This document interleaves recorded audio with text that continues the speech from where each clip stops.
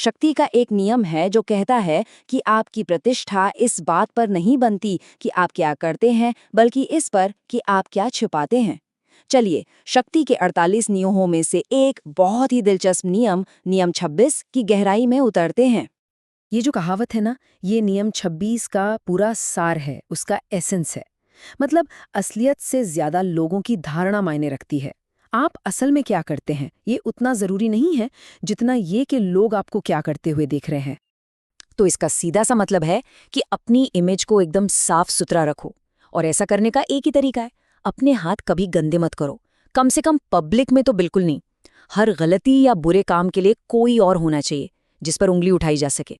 तो इस नियम को असल में इस्तेमाल कैसे किया जाता है, आइए देखते हैं। इसे ठीक से समझने के लिए हमने इसे 5 हिस्सों में ब्रेक डाउन किया है।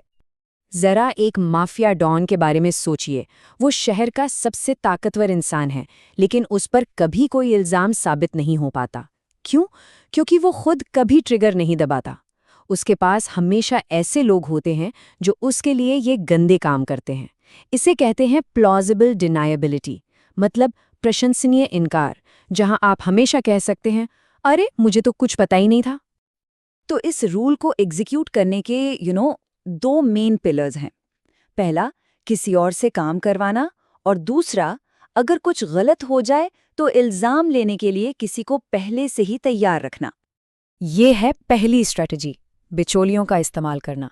चाहे किसी कंपनी के सीईओ को एक कंपेटिटर के राज जानने हो या किसी नेता को अपने विरोधी पर कीचड़ उछालना हो, वो ये काम खुद कभी नहीं करेंगे। वो हमेशा एक कैट्स पॉ यानी बिल्ली के पंजे का इस्तेमाल करेंगे। और देखिए, जितना ऊंचा पद उतना ही बड़ा रिस्क। एक राष्ट्रपति अगर किसी गैरकानूनी काम का आदेश देते हुए पकड़ा जाए तो उसे महाभियोग तक का सामना करना पड़ सकता है।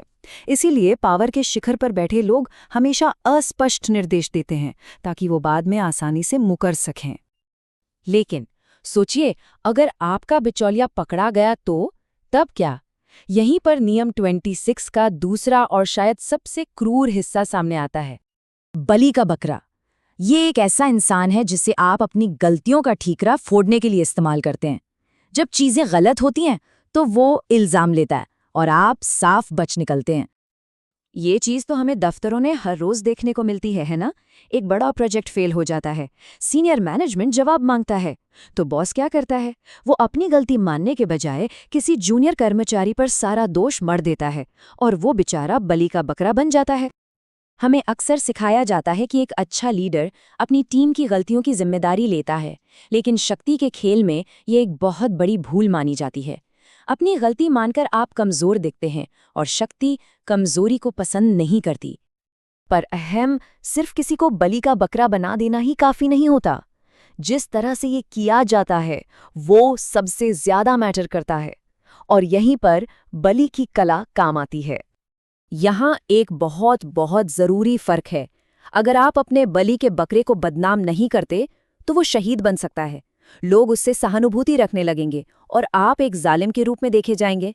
इसलिए आपको ये पक्का करना होगा कि हर कोई ये माने कि वो इल्जाम का हकदार था। सही बलि का बकरा चुनना बिल्कुल शतरंज की चाल जैसा है।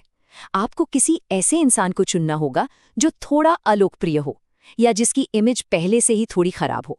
किसी मासूम को चुनने से बचे, क्योंकि लोग उसकी पक्ष में खड़े हो सकते हैं। और आखिर में ये नियम सिर्फ अलग अलग कामों के बारे में नहीं है, बल्कि ये प्रतिष्ठा को देखने का एक पूरा नजरिया है, एक फिलॉसफी है। ये एक बड़ा पावरफुल आइडिया है। आपकी प्रतिष्ठा इस पर कम निर्भर करती है कि आप दुनिया को क्या दिखाते हैं, और इस पर ज्यादा कि आप दुनिया से क्या छिपाते हैं।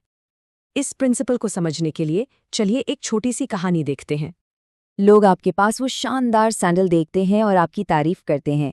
आपकी एक अच्छी इमेज बनती है सिर्फ उस आधार पर जो दिखाई दे रहा है। लेकिन क्या होगा अगर उन्हें पता चले कि ये सैंडल चोरी के हैं? एक झटके में आपकी पूरी प्रतिष्ठा जो उस दिखावे पर बनी थी बिखर जाएगी। वो सच जो छिपा हुआ था सब कुछ नष्ट कर देगा। यह हमें इतिहास की कई महान हस्तियों की याद दिलाता है। सार्वजनिक रूप से वे महान और बेदाग दिखते थे, लेकिन उनकी सफलता की नींव अक्सर उन गलतियों और क्रूर कामों पर बनी होती थी जिन्हें उन्होंने बड़ी सफाई से छिपाए रखा।